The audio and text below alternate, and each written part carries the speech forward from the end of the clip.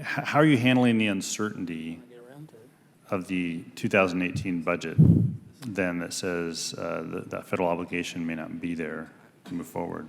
Well, in a variety of measures, we are first evaluating for the benefit of the Sound Transit Board what our financing options would be. We have said definitively that we will get to Linwood, just as we will get to Federal Way and beyond onto Everett and onto Tacoma, onto Redmond. I think the concern is, will the federal partnership leave, thus requiring local taxpayers to pay far more and in so doing delay the project? We have already had to delay the delivery date for getting to Linwood from 2023 to 2024, and that was in part because of the uncertainty surrounding whether we will get a full funding grant agreement and the time frame in which we might get it.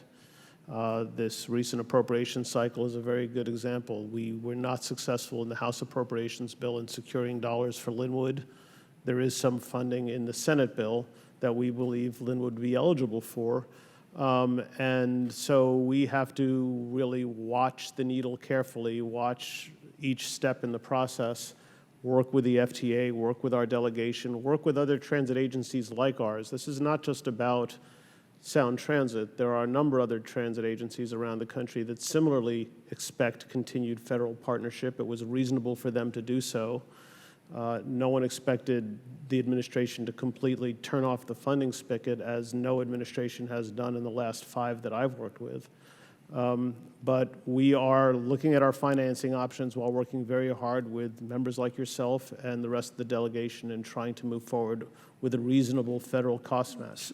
Yeah, so just to put some perspective on that, again, the federal government turning off the federal funding spigot, but the local taxpayers spigot is still running. Absolutely. Their obligation is still going with an expectation that there will be some help. It is precisely what we told the voters, and you heard me earlier complain about being called out in the president's budget as reasons to terminate the federal participation. They also called out Los Angeles. They also called out Denver.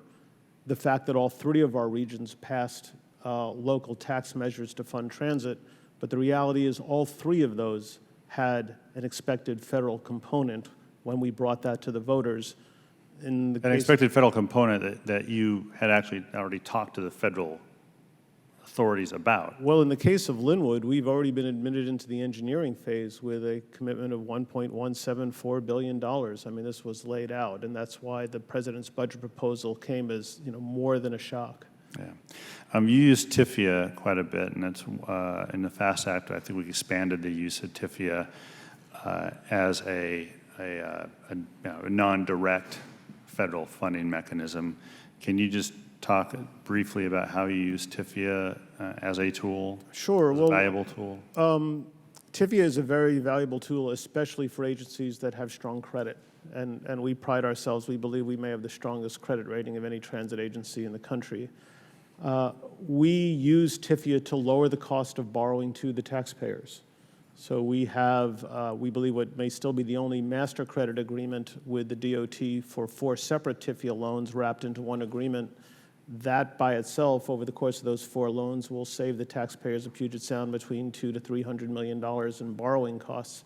Great. And then finally, I'll just note, when the I-35 bridge collapsed, and this is for everyone, I think for the record, if you can get back to us, when we had the I-35 collapse in Minneapolis, that sort of triggered Congress when we did the next transportation bill to write into the emergency bridge funding provisions in that next bill some emergency permitting procedures, which were first then used when the Skagit River Bridge collapsed in my district, and then they were used in Georgia as well, I think, as part of that collapse.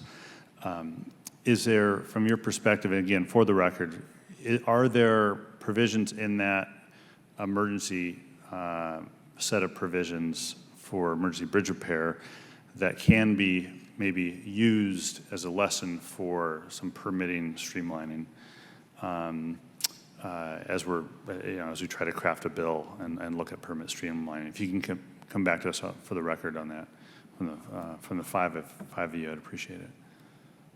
Thanks a lot. Thank you, Mr. Chairman.